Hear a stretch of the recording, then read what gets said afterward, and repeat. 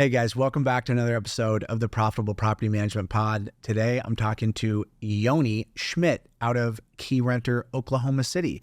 This guy is an interesting character. He's managing a team of BDMs. He is a former high-performing BDM. He's a hunter. He's passionate about real estate. And I like hearing from boots on the ground that's doing the thing. Not talking about it, not theorizing about it, but actually doing the thing of sales and scaling. Their overall operation is in 4 different markets, 2,600 doors. They grew a single market from 0 to 600 doors in close to a year. It's a great episode. I think you're going to get something out of it. It's not just for you. It's also for the folks in your organization that are selling. Check it out.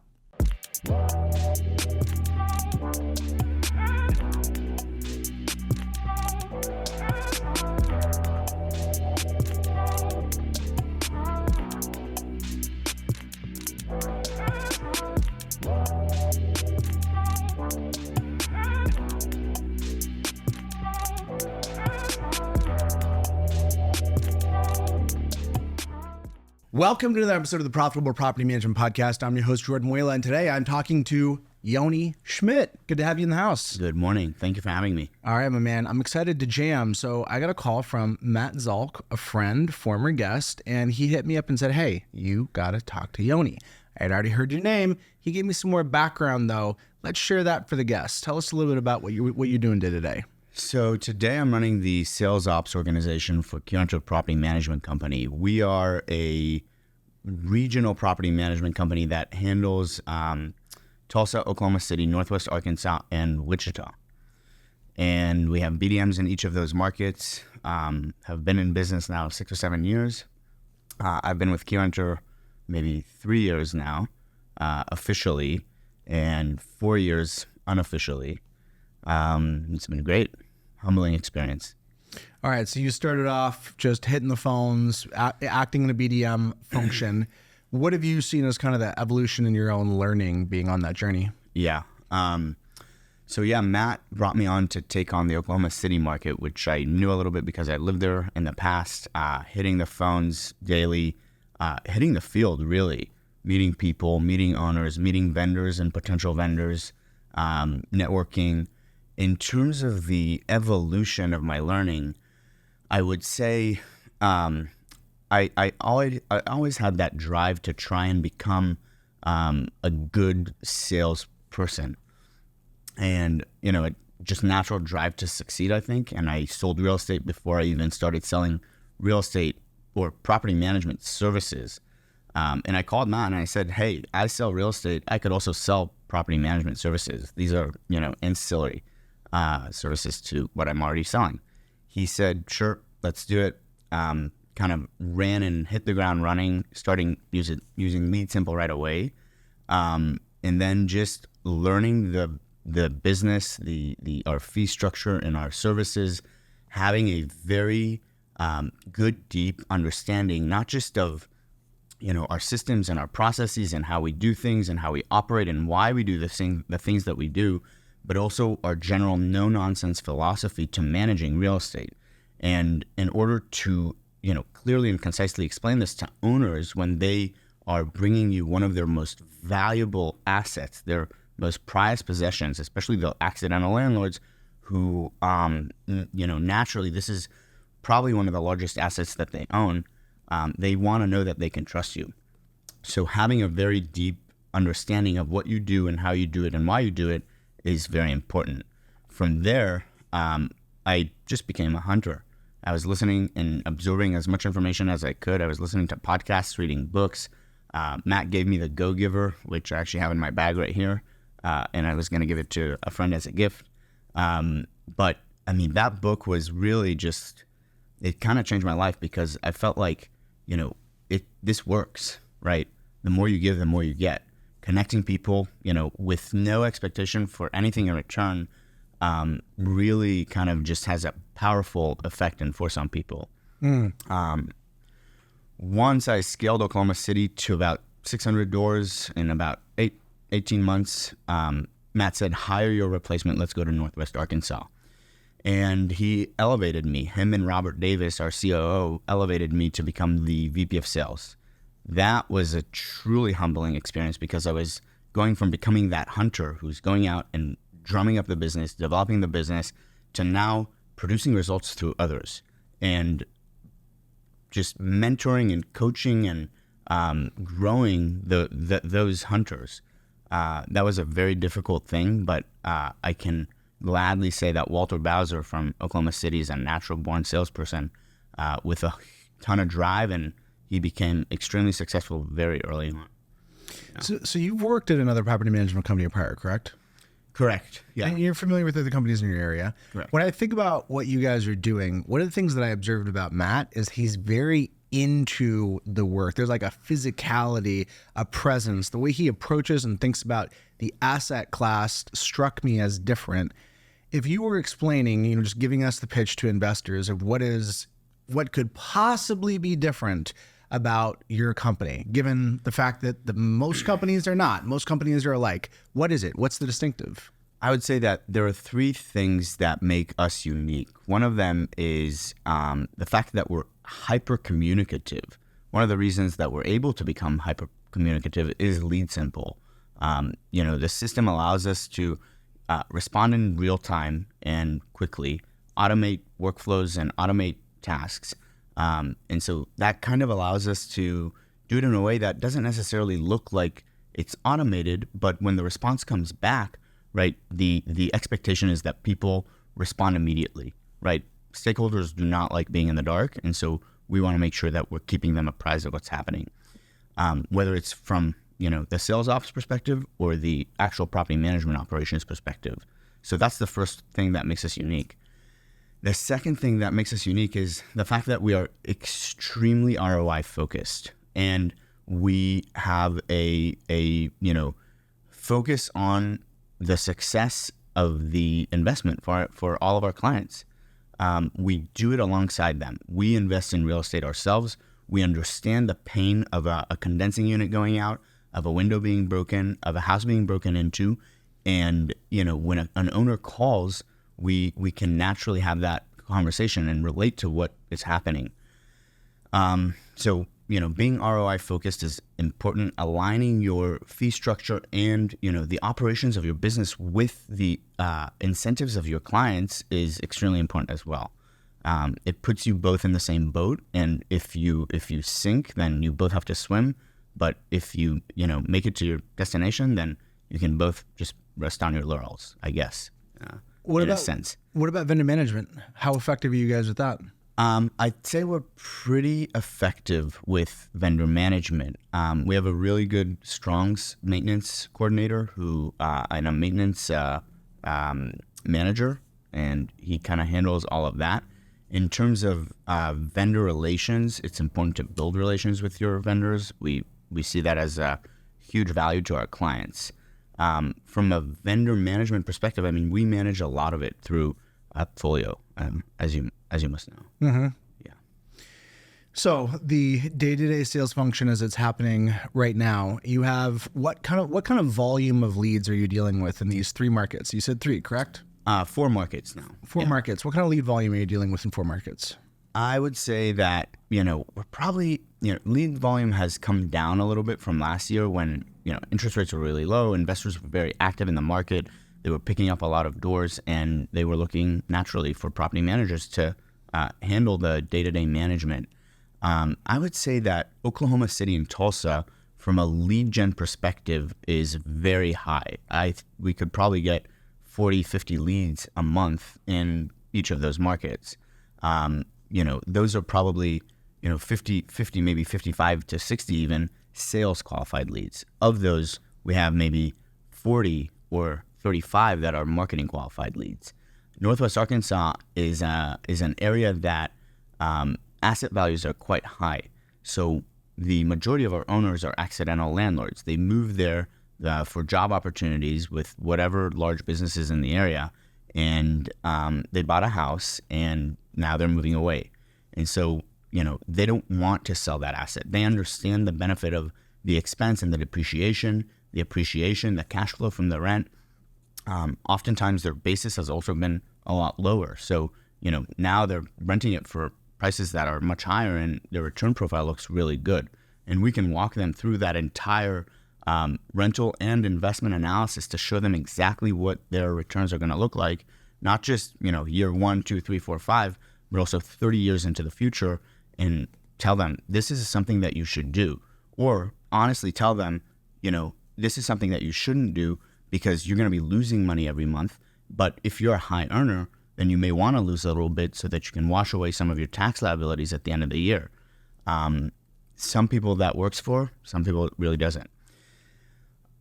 So I'd say Northwest Arkansas probably gets anywhere from 10 to 20 leads that are maybe sales qualified. And then you drew that distinction previously, sales qualified versus marketing qualified. Yeah. What did you mean by that? Marketing qualified leads it's any opportunity that you can touch, anyone that you can talk to, anyone that's coming into your funnel. Sales qualified leads are those leads that you can actually close, those leads that are actually looking to buy and actually looking to hire a property. So you have these folks that are sitting in these markets. You described yourself as being a hunter. What is the mix of the deals that are closed? To what degree are you expecting your team to hunt versus taking inbound? That's a great question. I would say that I expect my team to not just sit around and wait for leads to be handed to them, right? Leads will come in. We're going to do everything on the SEO, SEM front, marketing front, from direct mail to gated resources to whatever it is, we're going to do it, right? Pay-per-click and advertising on all sorts of mediums. I would say that it really depends on the market and the volume. So Wichita, for example, is a market that we launched in January of this year. Lead volume naturally from SEO and Google ads, stuff like that, website is lower. So at that time, I would expect a BDM to go out, join a business networking organization like BNI, and start networking, meet vendors, through the vendors, meet potential owners, go to the Real Estate Association, Real Estate Investor Association meetups whenever they are, meet new people, try to get in front of owners as much as possible, on-site consultations, meeting brokers, meeting agents, whoever it is, and then just getting the word out and doing a bit of outbound and hunting, calling even for rent by owners. My first listing when in real estate was just calling a for sale by owner. So this role is undeniably challenging, and it requires a very high level of motivation, self-direction, and just overall, dedication to learning the industry and learning everything about property management. Great. I really like this theme of who you're looking for. This is a general question of how do I hire the right salesperson? What's the disposition? What's the profile? You said you hunted, so let's not get theoretical. What did you do to hunt and be effective when it was you were the one that were taking the leads and generating the leads yourself? So meeting a lot of people, especially agents that I know work with investors, getting in front of them and, just telling them, hey, look, I will make you look like the hero. I will produce all the rental analyses that you want for your investors and the investment analyses that you want for your investors. And I will send it to you, and you can send it to your client. It will be branded with our logo, and, it'll have Keyrenter all over it. But at least I'll be the one who's providing this to the agent, and I'll be adding value to their life so that they can add value to their client's life. Later down the line, potentially, we could extract some value from the client. That's if they have confidence in us. That's one thing. Meeting a lot of agents that work with real estate investors. Another is, as you know, and as you talked about with Mike and Dylan in a previous podcast, is striking when the iron is hot and giving people what they want when they want it. No one wants to wait for a rental analysis, right? Someone wants at 2 a.m. to know what I can rent my house for. We need to find a solution for them to be able to do that and provide them with a professional report that can show them exactly what that is. So, striking when the iron is hot, calling within the first 5 minutes, texting within the first 5 minutes, asking the clients, how they like to be communicated with to respect them. Now could maybe not be a good time for them to hop on a phone call, but they could text you, or they just want to know what your fee structure is and what services you provide. Don't dance around the bush waiting to get them on the phone to give them what they want. When a lead comes in, they already tell us what they want. They want to know what their house can rent for. They want to know what we'll charge to manage their one single family residential home. They want to know if they have a portfolio of 20 homes, what we'll charge them to manage their portfolio. Give them exactly what they want when they want it, and you'll see that they'll appreciate that. Speed, immediacy, sense of urgency. The first point that you highlighted with the real estate agent being the trusted advisor, why is that even necessary? Do you find what is the general IQ as it relates to rentals that you're experiencing with these people that are sending you leads? It's important just because we're in a relationship-based industry.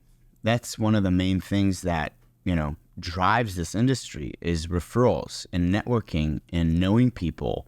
Again, it comes down to adding value to someone's life without expecting anything in return, although something may come back in return. But can they not whip up a pro forma?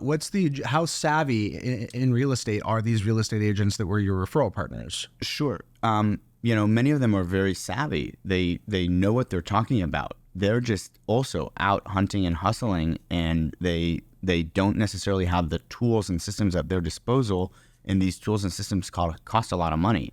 So in order for us to, partner with them, or for them to partner with us, we can, provide them with these tools and resources, not necessarily with access to it directly, but with the reports that we can put together. The concierge kind of experience around it. Yeah. And the truth is that sometimes they don't necessarily know what something would rent for, and they're coming to us to be their thought partner, right? Because a house could be on a street that is very nice, but this house needs a lot of work, right? And so you could say, well, what if we brought this house to HQS, right? Housing quality standards, that minimum housing quality standard. It'll rent for one thing, right? But if you come in and you put tile floors and marble, well, I wouldn't put marble in your rental, but maybe granite and backsplash, and you make it a little nicer, could you push the rents up a little bit? And because we have such a huge portion of the market in both Oklahoma City and in Tulsa, in terms of the single family side of things, oftentimes we can just open up our database and start clicking around, and we'll say, oh yeah, here's a house that's 2 streets down that rented for X amount of dollars. Comps. And comps, exactly. Using comps and really digging into comps, helping them identify, why one thing would rent for, $1,200 while something else would rent for $1,800, because even though it's on the same street or one street apart, right? What is the trim level of the home, right? Where does it sit? People talk a lot about about location in real estate, and they say location, location, location. One thing that I continuously tell BDMs is what people forget to talk about in real estate is placement. Location is extremely important, but that's in a general, larger geographic sense of the word. Placement is, where is it placed on the street? Does it back up to an industrial site, or does it back up to a turnpike or to a highway, or is it right off of a ramp? That's an important piece that will surely not only affect showings when tenants, show up and they want to see the house, but it's also going to affect the quality of life a person may have when they're living in a rental. And so that quality of life translates to real dollars when it comes to rent, right? If you're backing up to an industrial site or a huge construction project right now, right, it's temporary. But we know, for example, that homes in new neighborhoods that are being built by, D.R. Horton or Roche Coleman, those in the developing neighborhoods may rent for a little less the first 24 months until the entire subdivision or neighborhood is built and completed. And the reason is because, it's a nuisance. It's a construction site. It's a construction site. It backs up to a highway. It backs up to, a on-ramp to a turnpike. So placement is a big piece of the puzzle. I can sense that you're really into real estate. That's coming through. And it's the same thing from Matt. Like this isn't a pitch of a product or a service that you feel disconnected from. Yeah. What was the ramp time in terms of expectations? If somebody hires a BDM, they have 10 leads a month, relatively low lead flow. They're hoping this person is going to create great results. That means they're expecting this person to hunt. Yeah. What kind of time frame is reasonable? How long did it take you to get traction when you were really out there beating the street? Yeah, I mean, that's a great question because it's one that I often talk to BDMs that come on, right? And the BDMs that we hire, especially in the early stages, because people can feel, pressured by the expectations of closing the leads that we're bringing in. And so they say, oh, here's a plan that Yoni sets in front of me, right? I have a 90-day ramp-up plan for BDMs when they are hired. It's basically within the first 6 months, they bring on, I think it's 1 door the first month, and then it's 3 doors the second month, and then it's 5 doors the third month, and then it's 5 doors consistently after that for the next 3 months. So basically, by the end of it, you're essentially left with, what is that? I guess like 25 doors somewhere in there? Yeah, something around that. And I tell BDMs on the front end, the ramp up is about 12 to 18 months for a BDM to feel comfortable enough to talk about investments in real estate. But the ramp up itself should take maybe 6 months to where you're feeling comfortable and natural about talking about our services, our fee structure, our systems, our philosophies, our standard operating procedures, and how we do things. So ramp up is probably about 6 months to start bringing on consistently 5 doors a month. And from there, 12 to 18 months to feel comfortable and confident to talk about real estate investments. And these doors that you're talking about bringing on, you're talking about processing inbound leads or actually going to go hunt and generate? This is for processing inbound leads. Got it. The outbound stuff takes a little more time because you're building relationships. People need to know, like, and trust you before they're going to have, confidence in doing business with you. So that takes time and effort and intentional effort and focus, meeting people, asking them questions, being interested in them and their lives and, their business, what they're doing, asking them how you can provide value in their life, what you can give them, and how you can provide value in their client's life is a major piece of this puzzle. And that takes time, because if you come to me and you say, Yoni, I want to provide value to your clients, naturally, I'm going to think sometimes, I guess, that, you're after my clients, right? Or there's something here that I'm not seeing. It's a commercial exchange. It's a commercial exchange, especially in real estate where, the industry, people sometimes don't really trust each other. And I think it's important to start trusting people a little bit more. Obviously, do your due diligence, learn who you're doing business with, understand what they're doing and why they're doing it, right? So we have a promise to all of our real estate agents that not only will we pay you a referral fee when you bring us a client, but we also promise to send this client back to you if and when they decide to buy or sell again. So we're not going to poach your business. We're not in the business of poaching people. Our desire is truly to partner up with real estate agents and help them through the systems and resources that we have at our fingertips. What's the profile that you look for in BDMs? Yeah, I would say someone who's a natural entrepreneur, someone who's naturally, drawn to success and wants to succeed. Maybe someone who was a previous business owner who understands what it takes to, build a business and run a business and make sales, and the importance of the sales as the lifeline for the business. I would say people who just are coachable, people who are open-minded, that can understand the philosophy and live by the philosophy of the giver's gain, so that they can add value to people's lives and not just look for ways to extract value from people's lives. I'm looking for the givers, those who are willing to learn, willing to grow, who want to buy real estate, who want to build their own portfolio, who are curious about investments, and they generally want to improve their lives, their families' lives. Tell me about that last one, about investing. That's fairly opinionated.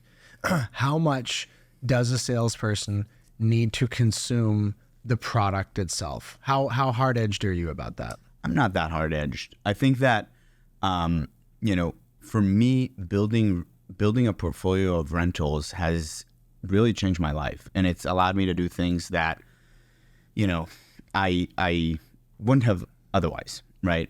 It also allows me to relate to the clients that I sell to, right? Tell them that I know what your pain is. I know what your, suffering is when a roof needs to be replaced, and it's an ACV insurance policy that's going to only replace, it's only going to cover a third of the cost when, the rest of the burden is on you.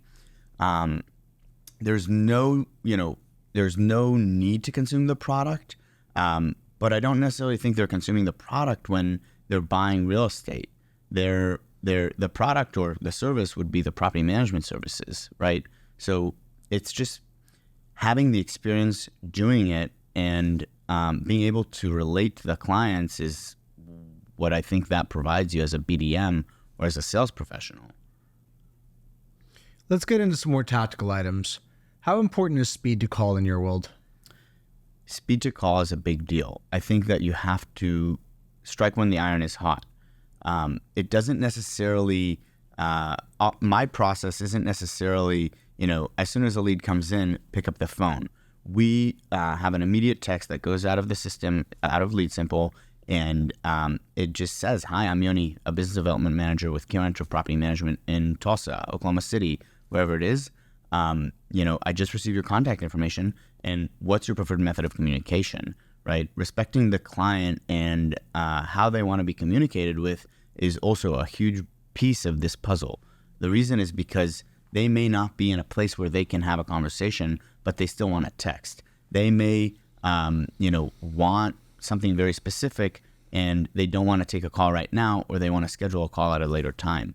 So I don't know that speed to call is, a huge deal. Speed to contact is a bigger deal. If we don't get a response within 120 seconds, maybe 3-4 minutes, then you pick up the phone and you call, and you also send out a text, or you send out an email with an embedded video with your face saying, "Hi, Yoni," just putting a name to the face, right? Or a face to the name. And that personalizes the whole experience. And it's important to do that because, people want to have a relationship with their property management company, and they want to know that, they can trust them. When you see someone who's saying, hello, and in a video, it's a lot more personable than just picking up the phone and having a conversation with them. We also know from, We Secret Shopped You, the book that Mike and Don from Geek wrote, that less than 1% of property management companies out there, right, in the world are using embedded videos in Lead Simple to, communicate with their clients and have that initial response with them. That's some great specific detail. So what I hear you saying is that you are still having your folks call within a very short period of time if there is not a response to the text. Correct. The text message prompt that you gave, "How do you like to be contacted?" What's the breakdown of responses? So the responses are pretty high, I would say. And this was something that a BDM at our office, he came to us after I assigned our team. I assigned them a task to listen to the podcast that you had with Mike and Dylan. I remember listening to it while I was driving from Wichita to Tulsa, and while I was driving, I sent it to Matt, and I was like, God, so many nuggets of gold in here. They're breaking down the book. They're talking about all these, really important pieces of the process that we should start considering. And so I immediately assigned it to our team, to the sales team, to listen before our next Monday morning call so that we can get together as a team, have a discussion, break it down a little bit more and think about what are things that we can do within our business, from all the great data and advice that you guys came up with in that podcast. And one of the BDMs just said, hey, the initial immediate text that we're sending right now says, hi, I'm Yoni with Keyrenter Property Management. I just received your contact information. What's the first thing you want to speak when I give you a call? Assuming people want us to call them. And jumping to that conclusion and that assumption, in a sense, is disrespectful. And people may not want to hear from us in that way. And so this BDM said, let's tweak it just a little bit, right? Instead, we can say, hey, I'm Yoni with Keyrenter Property Management in Tulsa. I just received your contact information. What's your preferred method of communication? And the response rate must have gone up, I would say 80%. That's huge. From no response to text messages that were going out, almost, I would say, yeah. And what, 8 out of 10 are not responding. And what do people say? What is the generally preferred method of communication? A lot of them are saying, text is fine, please email, or, I'd like to schedule a call. Some say, I'm ready for a call right now, right? I can talk, sure. But it seems like the majority are saying text and email. What does all of this add up to? How many units does the company manage total across these 4 markets? Yeah, so we've been doing some cleaning up, I would say, and we're now at about 2,600 doors. Okay. And I think, there were some sacrifices that were made to make the business a little bit more profitable. But overall, yeah, we are 2,500 doors, predominantly single-family homes. And what's the breakdown by market, roughly? I would say, Wichita, we just launched in January. We're at the end of August here almost, and we're at maybe 30 doors. So, that market has been growing at a slower pace than, other markets. I would say Tulsa is maybe 1,700. Oklahoma City is now about 700. And how old is Oklahoma City? Oklahoma City is 3 years old. Matt started it in right at the beginning of the pandemic. I called him. He said, I said, where are you going? He said, I'm headed to Oklahoma City, launching Keyrenter there. I said, is now a good time to do that? His immediate reaction was, yes, now is definitely a good time to go help people. That sounds like Matt. Yeah. I asked you before the show, and I want to follow up on this prompt now. I am really fascinated with Israeli culture. It's your background. I'm fascinated specifically with not just the diaspora, but the effectiveness specifically in entrepreneurial endeavors. What I have noticed is that there's an incredible disproportionate number of successful Israeli founders in the United States. And when I say in the United States, I don't even necessarily mean living here. In many cases, they're going back and forth, which seemingly seems like a massive handicap.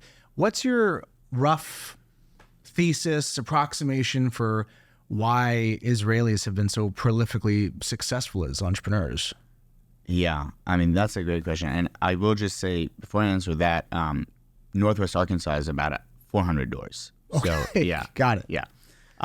Anyways, why are Israelis so successful overall? There's a lot that I think goes into it. I think being a small country that sometimes may feel like the underdog, there's a lot to Jewish history in terms of being the underdog, right? And just coming out of tough situation and facing adversity and taking it head on has been just something that's been ingrained in our heritage. Israelis, I think, are naturally smart people who have a scrupulous way of finding solutions to problems, and they also they just want to succeed.